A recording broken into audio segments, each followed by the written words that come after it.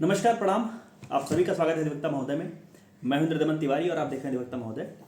लखनऊ विश्वविद्यालय में LLB 3 years course में 5 इयर्स कोर्स में आपके सेमेस्टर के एग्जाम्स चल रहे हैं और हम आपके सिलेबस को लेकर के, जो आपके इंपॉर्टेंट टॉपिक्स हैं उनको लेकर के लगातार बात कर रहे हैं।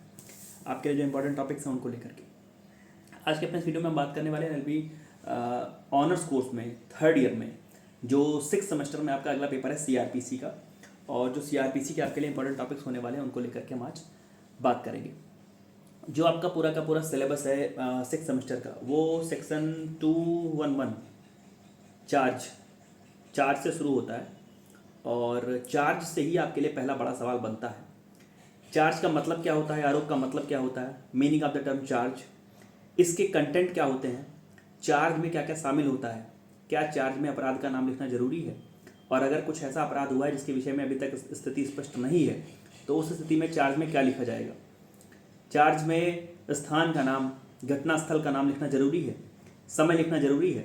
तो चार्ज के कंटेंट्स को पढ़ करके आइएगा कि चार्ज में शामिल क्या क्या होता है और उसके तमाम सारे रूल्स हैं। रिगार्डिंग इट्स फॉर्मेशन, ज्वाइंटर को लेकर के बहुत सवाल पूछा जाता है कि यदि एक व्यक्ति ने 3 अपराध 1 वर्ष के अंदर या 1 महीने के अंदर या 3 महीने के अंदर किए हैं जो एक जैसे हैं, एक जैसी प्रकृति के होने का मतलब एक जैसी सजा से दंडित होने वाले अपराधों से है, तो क्या उनके अपराधों का जो ट्रायल है, विचारण है, वो एक साथ हो सकता है? क्या वो चार्जेस एक साथ हो सकते हैं?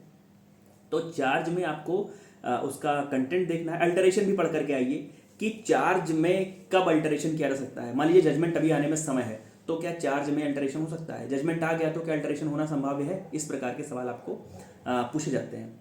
उसके बाद ट्रायल से आपके लिए सवाल बहुत जरूरी है। ट्रायल में आपने सेशन ट्रायल अपने सिलेबस में पढ़ा होगा, वारंट ट्रायल पढ़ा होगा, समन ट्रायल पढ़ा होगा, समरी ट्रायल पढ़ा होगा। इन चारों में जो आपके लिए सबसे इंपॉर्टेंट आपके सिलेबस के लिहाज से है वो सेशन ट्रायल है और समन ट्रायल है। अच्छा, सेशन ट्रायल पढ़ने का एक लाभ यह भी है कि सेशन ट्रायल के जो सारे स्टेप्स हैं यदि आपके दिमाग में हैं तो उन्हीं से आपको वारंट ट्रायल में भी मदद मिलेगी, उन्हीं से आपको समन ट्रायल में, समरी प्रोसीजर में, सब में मदद मिलेगी। तो कहने का मतलब ये है कि जो सेशन ट्रायल के सारे का सारा वो पैटर्न है, opening of the case from public prosecutor से लेकर के जो अंतिम जजमेंट तक की जो बात कही गई है, तो वहाँ तक के अगर आपको स्टेप्स क्लियर हैं तो उन्हीं में से कुछ निकालते जाना है, वो आपको अगले वाले ट्रायल का मिलते रहेगा। लेकिन जो आपके सिलेबस के लिहाज से बहुत जरूरी है वो है आपके लिए सेशन ट्रायल का मतलब क्या है। Session trial how conducted, points of difference with foreign trial. Section 225 से लेकर के 237 तक प्रयास करिए उनकी हेडिंग्स को बिल्कुल दिमाग में बिठा करके रखिए, वहाँ से आपको बहुत ही बड़ी मदद मिलने वाली है। उसके बाद समन केस का मतलब क्या होता है, कब हम कहेंगे कि कोई केस समन केस है, समन्स केस है। और समन्स केस का जो 251 से लेकर 259 तक, 251 से लेकर 259 तक जो उसका विशेष प्रोसीजर दिया हुआ है वो क्या है, उसको पढ़ करके आइएगा। उसके बाद हम आगे बढ़ते हैं तो आपके लिए जो सवाल है वो रिवीजन एंड अपील को लेकर के है। रिवीजन का मतलब क्या होता है, अपील का मतलब क्या होता है, दोनों में अंतर क्या है। निर्णय कब कहेंगे कि निर्णय की रिवीजन के लिए मुकदमा किया गया है और कब कहेंगे कि अपील में गए। तो दोनों में प्रक्रियात्मक तरीके से देखा जाए तो दोनों में अंतर क्या है, मूलभूत अंतर क्या है रिवीजन में और अपील में, वो आपको पढ़ करके आना है। प्ली बार्गेनिंग का मतलब क्या होता है। प्ली बार्गेनिंग आपके लिए बहुत ही इंपॉर्टेंट टॉपिक है आपके सिलेबस के लिहाज से, और मैं तो कहूँगा कि जुडिशरी के सिलेबस के लिहाज से बहुत जरूरी है। तो प्ली बार्गेनिंग को सीआरपीसी में ऐड करने का मतलब क्या है, उसका उद्देश्य क्या था, क्या वो सफल हुआ है, विफल हुआ है, जो भी है। तो प्ली बार्गेनिंग को कायदे से पढ़ करके आइएगा। तो चार्ज से आपको सवाल मिलना है, सेशन ट्रायल से आपको सवाल मिलने की उम्मीद है, सेशन ट्रायल से, समन ट्रायल से, और उसके बाद आपका ये रिवीजन एंड अपील वाला सवाल हो गया और प्ली बार्गेनिंग हो गया। उसके बाद जब सेक्शन 320 आप देखते हैं तो वहाँ पर है कंपाउंडिंग ऑफ ऑफेंसेस कि किन प्रकार के ऑफेंसेस को कंपाउंडेबल बनाया गया है, किन प्रकार के ऑफेंसेस को नॉन कंपाउंडेबल बनाया गया है। क्या रेप का अपराध कंपाउंडेबल है, क्या मर्डर का अपराध, क्या हाफ मर्डर का अपराध, अटेम्प्ट टू मर्डर का अपराध, क्या अटेम्प्ट टू कल्पेबल होमिसाइड का अपराध, क्या कल्पेबल होमिसाइड का अपराध, ये कंपाउंडेबल है।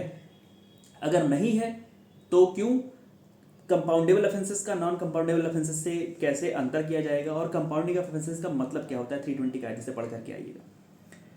इसके बाद आपके लिए जो जरूरी है वो है आपका बेल वाला पोर्शन। बेल की मीनिंग क्या है, बेल का मतलब क्या है। नॉन बेलेबल केसेस में, बेलेबल केसेस में जो आपको जमानत मिलती है उनमें अंतर क्या है, कहाँ पर आपका जो एक प्रिंसिपल है, एक सिद्धांत है कि bail is rule, jail is exception, इसका मतलब क्या है? क्यों आपको बेलेबल ऑफेंसेस में बेल मिलनी ही मिलनी चाहिए? क्यों नॉन बेलेबल ऑफेंसेस में बेल मिलना जज के, मजिस्ट्रेट के, प्रिजाइडिंग ऑफिसर के डिस्क्रिप्शन के ऊपर है? आपको ये पढ़ करके आना है। जो मैंने भी बोला कि bail is rule, jail is exception, इसका मतलब क्या है? जमानत मिलना नियम है और कारागार भेजे जाना अपवाद है। अपवादी की स्थिति में ही आपको कारागार भेजा जाता है।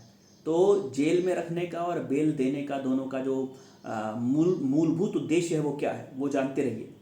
और आप प्रयास करिए कि बेल के विषय में जो 436 से लेकर के 437, 438 बेल बाय पुलिस ऑफिसर में, उसमें कई बार पूछा गया है, कई बार सवाल आया कि पुलिस ऑफिसर पूरी सीआरपीसी के अंदर कहाँ कहाँ पर बेल दे सकता है अपने अपने अपने ऊपर, अपने पास से। अब उसमें कमिश्नरेट, जैसे कुछ लखनऊ में आप जो कि विश्वविद्यालय में पढ़ रहे हैं, तो उसमें कमिश्नरेट के अपने अनुभव मत लिखने लगिएगा। आपको सीआरपीसी के जो हार्ड एंड फास्ट रूल्स हैं उसको फॉलो करना है जस्ट। उसके बाद हम देखें तो आपके लिए जो इंपॉर्टेंट टॉपिक है वो सेक्शन 300 है, डबल जीओ पार्टी जिसको बोलते हैं, कि अगर किसी व्यक्ति को एक बार किसी मसले में कन्विक्ट किया गया है तो उसी मसले में उस व्यक्ति को दोबारा से विचारण करने के लिए बुलाना या उसको दोबारा से उसी मसले में और सजा दे देना, ये क्या युक्तियुक्त होगा? जैसे आप जब पढ़ते हैं कि आरोप से डिस्चार्ज कर दिया गया, तो आरोप से डिस्चार्ज करने का मतलब, जब आप ट्रायल पढ़ते हैं तो वहाँ पर एक है डिस्चार्ज का है कि आपके ऊपर जो आरोप लगे थे, प्राइमा फेसाई कोर्ट को लगा कि वो चार्ज आपके ऊपर बन ही नहीं रहे हैं, प्रथम दृष्टया वो आपके ऊपर चार्ज बनते ही नहीं हैं, तो आपको कहा गया कि आप आरोप मुक्त हैं, आप डिस्चार्ज हैं। तो क्या उस मसले में सेक्शन 300 अप्लाई होगा? और किसी मसले में आपका बाकायदा ट्रायल हुआ था, उसके बाद या तो आपको कन्विक्ट किया गया या तो आपको अक्विट किया गया। अब आपके अक्विटल के केस में या फिर कन्विक्शन के केस में क्या उसी मसले में आपकी दोबारा सुनवाई हो सकती है? दोबारा आपका विचारण, दोबारा आपका ट्रायल हो सकता है कोर्ट के समक्ष, किसी भी कोर्ट के समक्ष? तो इस प्रकार का सवाल आपको पढ़ना है। सेक्शन 300 को कायदे से पढ़िए और वहां पर देखिए कि क्या डिस्चार्ज हुए व्यक्ति के विरुद्ध ये नियम अप्लाई होता है या कन्विक्ट हुए और अक्विट हुए व्यक्ति के विरुद्ध ये नियम अप्लाई होता है। तो वो आपके लिए जरूरी है। प्ली बार्गेनिंग वाली बात हो गई।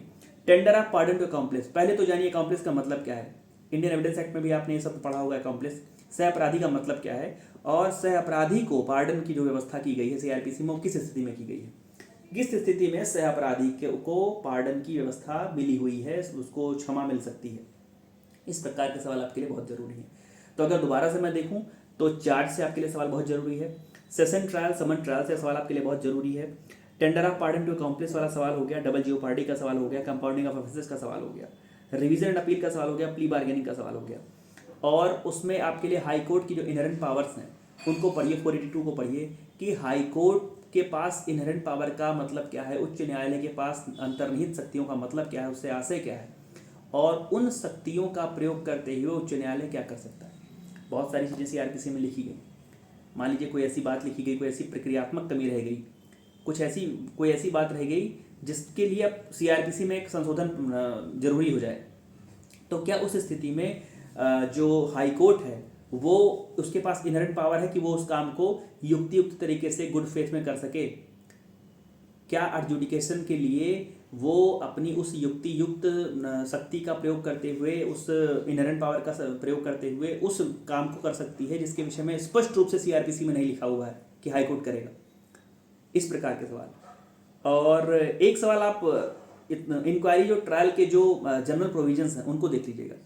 सेक्शन 272 ऑनवर्ड्स हैं कि जो इंक्वायरी करने के दौरान और ट्रायल करने के दौरान वो क्या व्यवस्था होती है। जैसे एक बार सवाल आया है कि कोर्ट टू बी ओपन करके है, या कि जैसे रेप का मसला है या कि ऑफेंसेस अगेंस्ट वीमेन का मसला है, तो उसमें लिखा हुआ है कि जो प्रोसीडिंग होगी वो कैमरा प्रोसीडिंग होगी। तो कैमरा प्रोसीडिंग का मतलब क्या होता है कि कैमरा चला के रखना या कहीं पर अकेले में उसकी प्रक्रिया करना। तो इस प्रकार के सवाल आपसे पूछे गए हैं। चार्ज जब पढ़िएगा तो चार्ज को विस्तार से पढ़िएगा कि चार्ज का मतलब, उसके कंटेंट, उसके रूल्स, उसके ज्वाइंडर मिस ज्वाइंडर का मतलब क्या होता है। इस प्रकार का सवाल ट्रायल के, मैं फिर से दोहरा दूं, आप सेशन ट्रायल का प्रयास करिए कि 225 से 37 मतलब सेशन ट्रायल के जो स्टेप्स हैं उसको आप कायदे से पढ़ करके आइए, कंठस्थ करके आइए। वही काट छाट करके अगर आपको समन पूछा जा रहा है, अगर आपसे समरी पूछा जा रहा है, अगर आपसे वारंट ट्रायल पूछा जा रहा है तो वो हो जाएगा। वैसे समन और सेशन आपके लिए बहुत जरूरी है, वो पढ़ करके कायदे से आइएगा। केस लॉज की बात अगर करें तो केस लॉज वहाँ पर पढ़िए जहाँ पर आपको लगता है कि लीडिंग केस लॉ है, जहाँ पर आपको लगता है कि उस लीडिंग केस लॉ में आए हुए जजमेंट को सीआरपीसी में कहीं ना कहीं जोड़ा गया, ऐड किया गया। और बाकी बहुत सारे केस लॉज आप XYZ ABC किस्म के पढ़ करके मत आइए। तो ढेर सारी शुभकामनाएं आप सभी को। मुझे लगता है आपका ये आखिरी पेपर है या इसके बाद भी पेपर इसके बाद आपका साइबर और कंपनी, साइबर और कंपनी। तो जो भी आपका अगला पेपर है उसके सवालों को लेकर के मैं जल्दी उपस्थित हो जाऊंगा। तब तक जुड़े रहिए मेरे साथ। धन्यवाद।